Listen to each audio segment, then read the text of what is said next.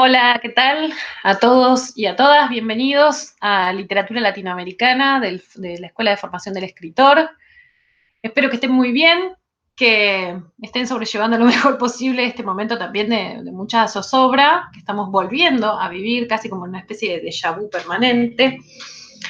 La clase de hoy, que es en realidad una especie de clase introductoria, ustedes saben que las clases en realidad en la escuela empiezan la semana que viene, esta es como una especie de agregado que hacemos, eh, tiene por función explicarles algunas cosas del funcionamiento que va a tener nuestra materia durante este año y también algunas cosas del funcionamiento, de cómo funciona también en nuestro programa, ¿no? O sea, con qué sentido lo pensé y demás. Ustedes saben que nosotros vamos a tener, por lo menos por el momento, todos saben que esto puede cambiar de acá de la noche a la mañana, así que, digamos, por el momento, por esta semana y la próxima, digamos, vamos a tener, vamos a estar siguiendo una modalidad enteramente virtual. Para eso nosotros vamos a tener una serie de clases teóricas grabadas en video que les voy a mandar una vez por semana, van a estar subidas al Classroom los días lunes en el transcurso de la tarde. Les voy a ir, decía, subiendo estas clases teóricas y buena parte de la cursada también va a tener que ver con el trabajo que ustedes hagan de escritura. ¿Qué quiero decir con esto? Bueno, vieron cómo dicen que son las crisis, ¿no? Que frente a cada crisis hay también una gran oportunidad. Bueno, también para lo que me sirvió a mí la pandemia fue para en cierta medida, descentrar un poco las clases, que creo que las hacía circular demasiado sobre mi persona, y me parece que el año pasado eh, logré centrar las clases de forma muchísimo más certera sobre el trabajo de escritura que ustedes hacen en relación a, por supuesto, los materiales que vamos dando durante la materia, ¿no? Así que para eso voy a... eso creo que es algo muy positivo que podemos sacar del comienzo de la pandemia.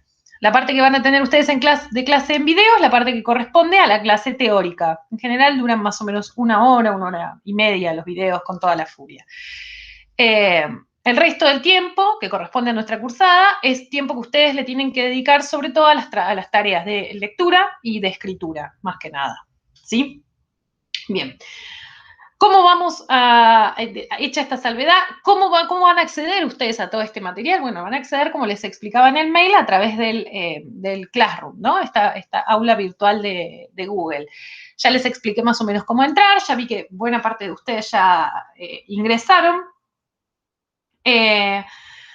¿Cómo voy a organizar el Classroom este año? Bueno, acá hay una novedad para los que cursaron conmigo el año pasado, ya sea empezar esta materia o literatura argentina, porque voy a hacer un uso, digamos, invertido, ¿no? Un uso invertido también en relación a lo que está pensado el Classroom.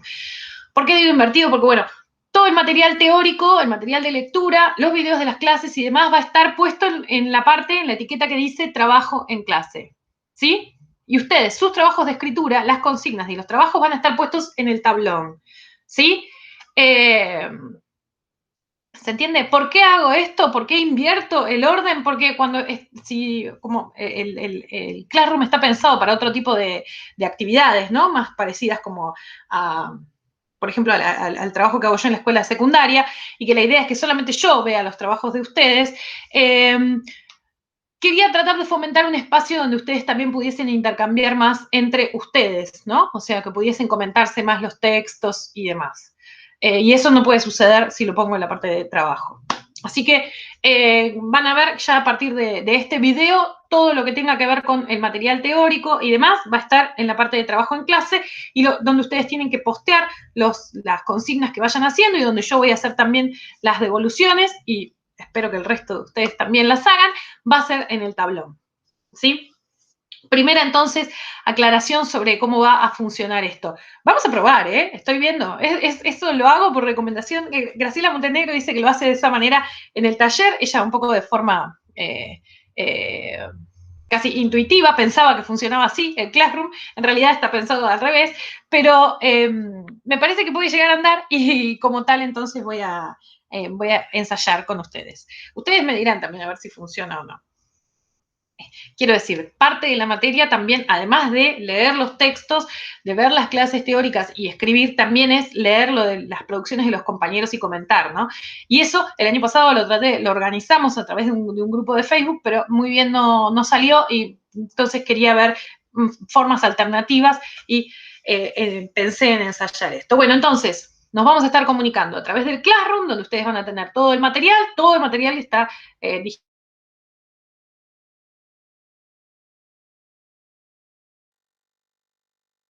También van a tener ahí también las consignas y la posibilidad de subir las consignas también ahí in situ. Por supuesto, igual cualquier cosa que no puedan hacer o lo que sea, me lo mandan al mail, ¿no? Además está decir, el mismo mail desde el que les mandé el mail de introducción. Por otro lado, vamos a tener también un grupo de WhatsApp que voy a estar armando, supongo, hoy, en el transcurso de esta semana. El grupo de WhatsApp, tranquilos, porque sé que ahora estamos todos invadidos por los grupos de WhatsApp, que son como, la pandemia los ha multiplicado, son como hongos, que para cada actividad parece que tenemos 3 o 4 grupos, y eso sé que en general nos desconcierta a todos mucho. No, y nos desgasta, ¿no? Porque también hay mucho desgaste intelectual en esas lecturas. Eh, Trataré de mantener el grupo de WhatsApp nada más que para lo que tenga que ver con las dudas, las cosas que nos podamos ir comentando y también para los anuncios que tengamos que hacer. Prometo no invadir sus espacios personales permanentemente con mensajes. Bien, dicho esto, vamos entonces al segundo punto que en general suele interesarles mucho, que tiene que ver con cómo se aprueba esta materia. ¿Cómo se aprueba literatura latinoamericana 2021? Bueno, literatura latinoamericana 2021 va a tener de parte de ustedes 3 exigencias diferentes, ¿no? Por un lado, como decía antes, estas consignas que ustedes van a tener que ir resolviendo, consignas de escritura que en general, ahora después las voy a detallar un poquito más, pero consignas de escritura que en general se desprenden de algo que leímos, de algún texto que leímos de alguno de los autores del programa, ¿no? Después, además de eso, van a tener dos parciales. Uno a final de la primera parte y uno a final de la segunda parte. O sea, uno en junio, julio y el otro más o menos en octubre, noviembre. ¿Cómo van a ser esos parciales? ¿Qué voy a yo preguntarles? ¿Como un parcial convencional? No, por supuesto, esta es una carrera de escritura. Mi intención es que todo lo que nosotros hagamos esté orientado a que ustedes desarrollen sus propias capacidades como escritores y escritoras. Así que los parciales también apuntan a eso. En general tienen 2 partes los parciales. Una parte que es una actividad de escritura creativa, concretamente, y la otra que es una actividad de escritura más de corte ensayístico, podríamos decir, ¿no? La idea es que ustedes ahí logren, además de desarrollar sus propias habilidades como escritores y escritoras, que ustedes también logren poner ahí, volcar ahí algo de conocimiento teórico de lo que estuvimos trabajando. ¿Por qué hago esto? Además, porque me parece que buena parte del trabajo del escritor en general también está en producir este tipo de textos, ¿sí? Piensen que hay un libro, siempre cuento esto, pero es porque me parece formidable. Hay un libro de Borges que recopila todos los prólogos que escribió Borges. Imaginen la cantidad que habrá escrito. Porque era casi como una especie de prologuista profesional, ¿no? O sea, quiero decir, cobraba por eso y era un modo de vida también para él. Así que me parece que todos estos tipos textuales, en definitiva, son también la tarea del escritor, ¿no? Y muchas veces la tarea de la que los escritores viven, ¿no? En mi caso particular, por ejemplo, también, ¿no? Contribuye a mi economía personal. Y por último, a final de año, igual que con todo el resto de las materias del EMAC, van a tener un final. Ese final, otra vez, no tiene la intención de ser un final convencional, un final de tipo académico, sino que también es la puesta en práctica de alguna consigna de escritura creativa y de otro orden. ¿Sí? O sea, tiene una parte que es una consigna de escritura creativa y una un poco que busca en cierta manera que ustedes redondeen algo de lo que estuvieron viendo durante todo el año, pero desde una aproximación un poco más teórica. Decía entonces sobre las consignas y por qué tanta importancia, por qué las consignas son las reinas de esta materia y con la pandemia directamente se han convertido en las protagonistas indiscutidas de la pandemia. Todas las consignas, como les decía antes, guardan relaciones, se desprenden de los textos que nosotros vamos leyendo durante la cursada. A veces se desprenden por una cuestión de temática, muy pocas veces, casi siempre se desprenden por algún procedimiento, ¿sí? Algún procedimiento que yo señalo que caracteriza a ese autor, esa autora, o por lo menos a ese texto, y que procuro que ustedes pongan a su vez en práctica en su propia obra. Eso además a mí me entretiene mucho, me entretiene mucho pensar en los procedimientos de la literatura, así que en general le doy mucha importancia a esa parte.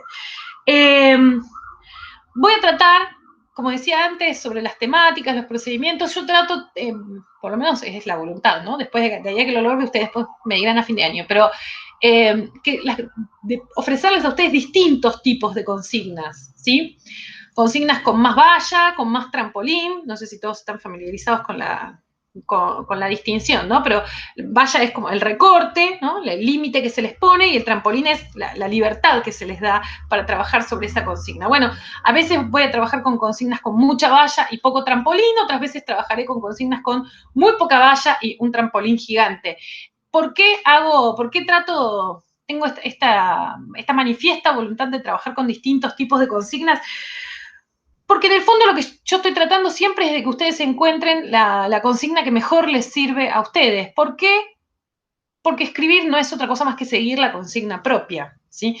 Entonces, saber reconocer con qué tipo de consigna uno se siente más cómodo, qué tipo de escritor o escritora es para mí parte central de mi tarea como formadora, ¿no?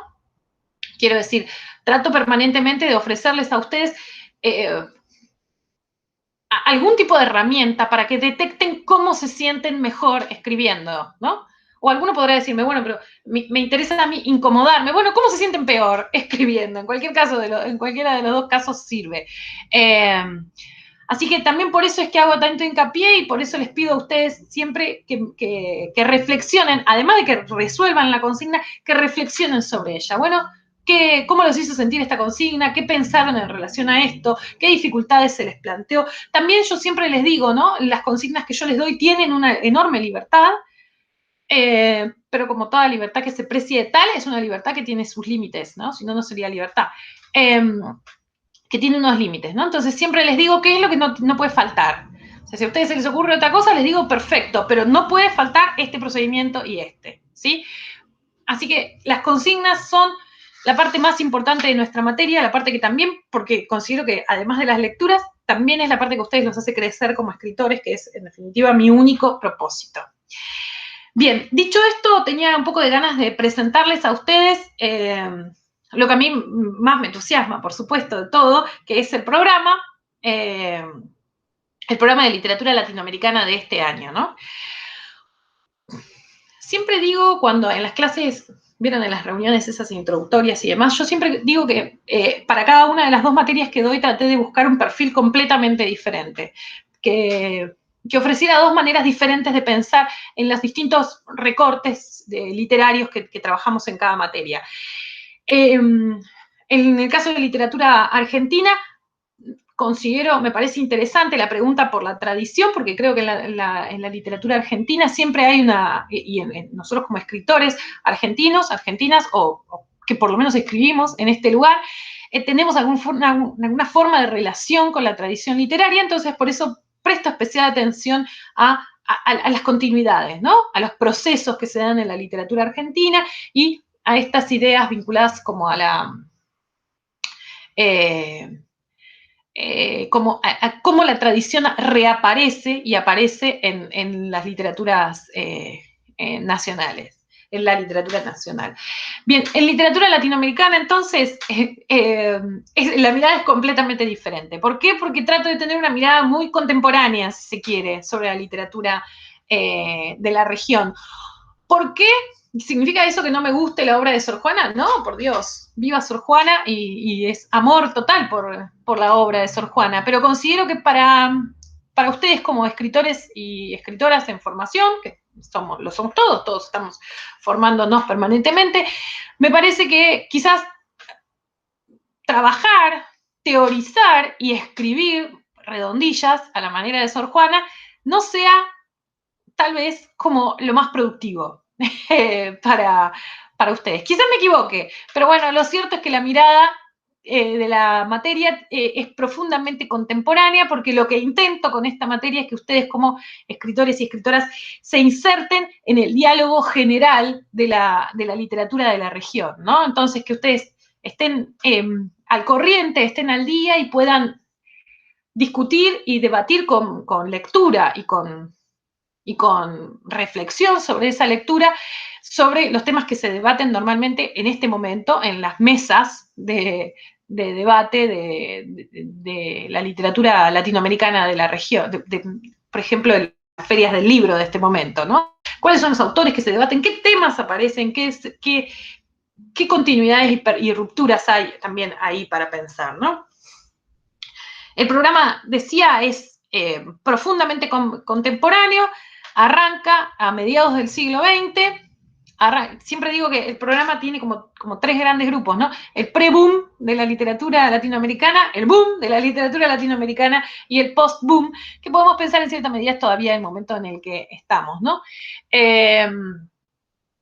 Así que sí, arranca a mediados del siglo XX, un poco antes en realidad, con el primero de los autores que vamos a ver nosotros.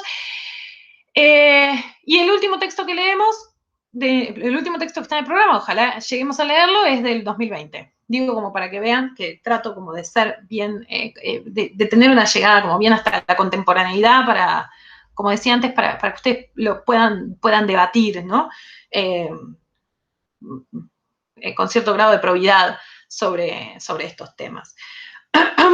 Decía, los autores y autoras que elijo en general tienen que ver con qué autores, me parece a mí que son los que a ustedes más les pueden brindar herramientas para su escritura, ¿no? O sea, están pensados en función de la escritura. Digo, muy distinto sería el corpus si yo estuviera pensando en formar docentes, ¿no? Como en un profesorado. Este es un corpus pensado para formar escritores. Por ende, la mirada está puesta sobre todo en las cuestiones vinculadas a lo procedimental, ¿no? Al cómo de la escritura. Por otro lado, van a ver que también dentro de la... Pero ahí yo no creo que sea ya yo, sino una marca de origen de la literatura latinoamericana. En general, los textos y los autores dialogan mucho con su contexto, ¿sí? Y es una marca muy clara de origen de la literatura latinoamericana, ¿sí? Así que ahí no puedo decir ni siquiera que haya sido yo, que haya tenido la voluntad expresa de hacer este recorte, sino que es más bien el conjunto de la literatura de la región el que piensa a las tareas de escritura vinculadas estrechamente, ¿no? Queriendo transformar también el mundo exterior. Bien, les hago un repaso por qué autores y autoras vamos a estar trabajando. Les dejé la lista, vieron que tienen el programa, donde está todo detallado, contenidos y demás, y les dejo además una lista de lecturas. Le empecé a hacer el año pasado esto y me pareció que era una herramienta súper piola, que es como una especie de mapa por donde vamos a ir transitando, ¿sí?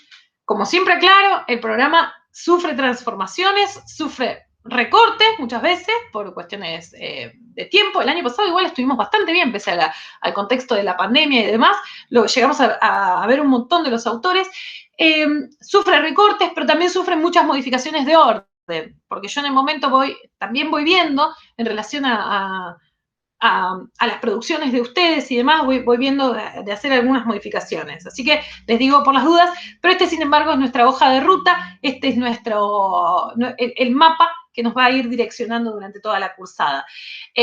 Lo primero que aparece en el programa, ustedes ya lo van a tener hoy mismo subido al Classroom, que son unos fragmentos que en realidad son entrevistas de Rosalba Campra, una crítica literaria. Les dejé 2 de las entrevistas, todo el libro está buenísimo. Está en el Google Reads de Google, se pueden fijar.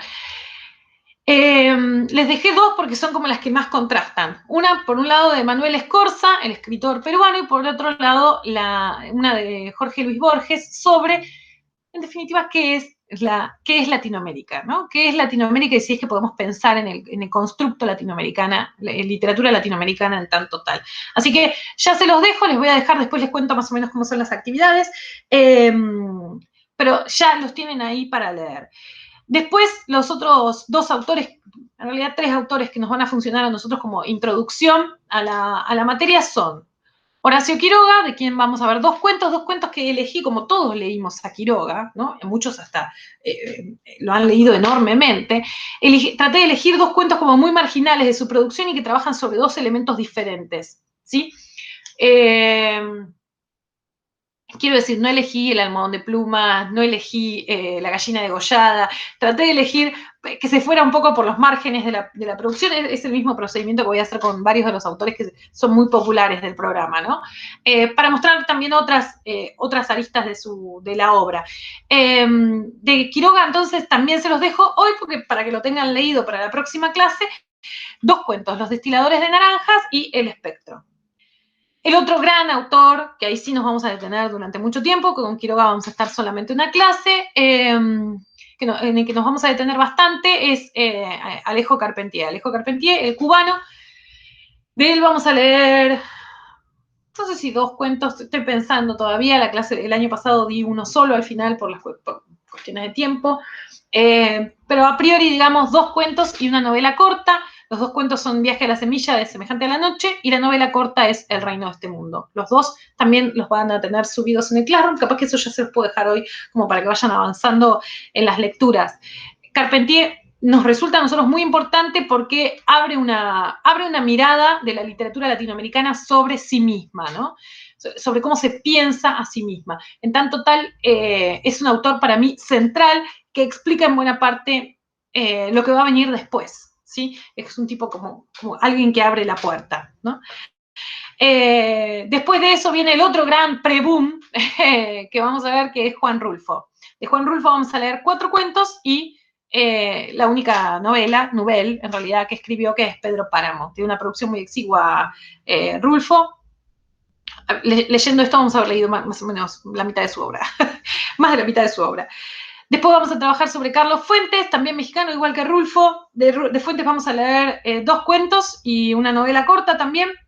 Después vamos a leer como el gran nombre enorme de la materia, que es Gabriel García Márquez. También de García Márquez traté de buscar como unos costados un poco más recónditos de su producción, porque bueno, todos, si hay un nombre que vienen habiendo leído a esta materia, es el de García Márquez, muchas veces por lecturas desde la escuela secundaria, muchas veces por gusto, y lo cierto es que buena parte también de las veces, y eso habla de la calidad de García Márquez como escritor, son lecturas fundantes para todos y todas los alumnos, ¿no? Así que es para mí formidable siempre encontrarme con lo que ustedes hacen con él.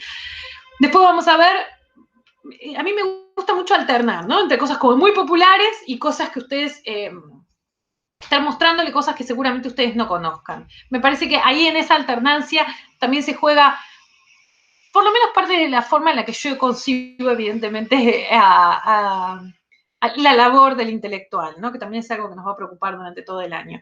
Vamos a ver entonces, en ese sentido, en el sentido como de los lados B de la materia, vamos a ver a una autora puertorriqueña llamada Rosario Ferré. De ella vamos a leer un solo cuentito, pero lo vamos a ver, es bien jugoso. Vamos a leer después a Julio Ramón Ribeiro, un escritor peruano, que es uno de estos escritores que, si bien falleció ya hace mucho tiempo, hoy por hoy hay mucha producción teórica alrededor de la obra de Ribeiro, es casi como si hubiese habido una especie de redescubrimiento de la obra de Ribeiro. Por eso también me parecía interesante otra vez en mi obsesión, porque ustedes sepan de qué se está hablando.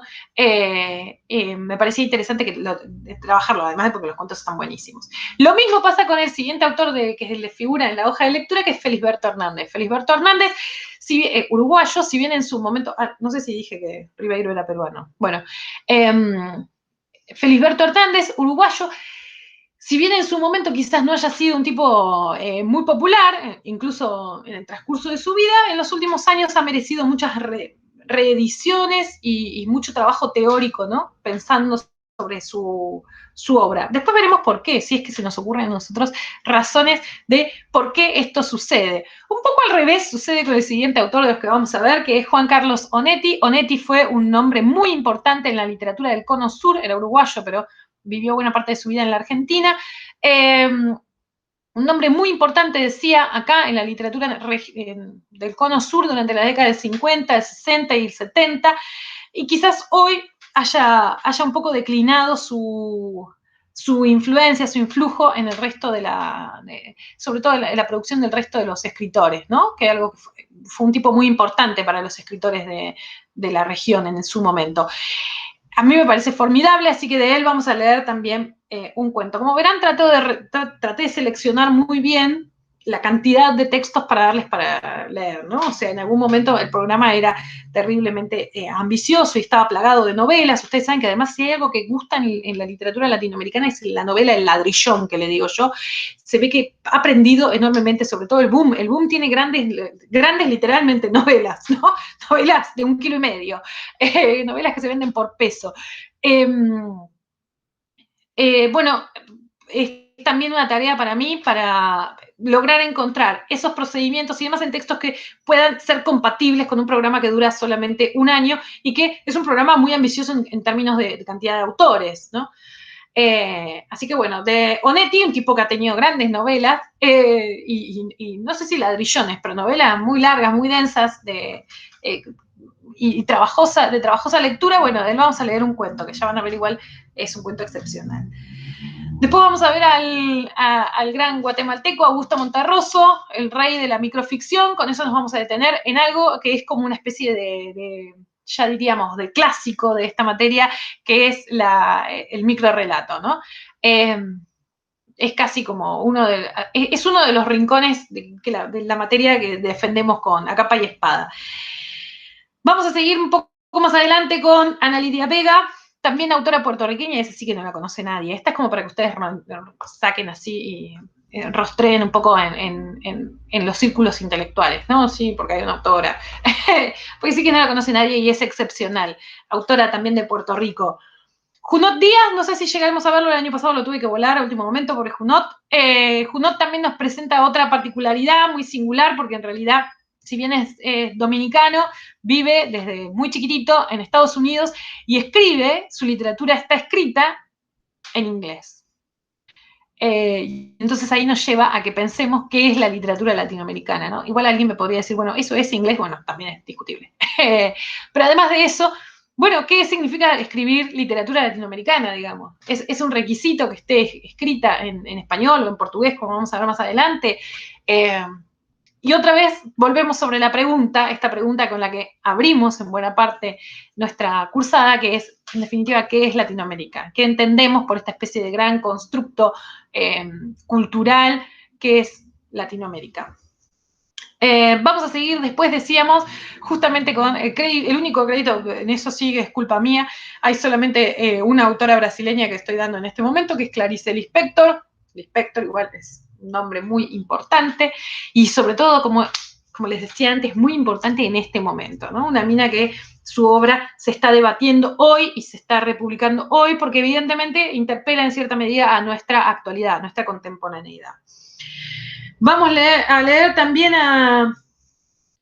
unas crónicas de José Martí, y con eso nos estamos introduciendo en otro de los nichos muy específicos de esta materia, que es el mundo de la no ficción, ¿no?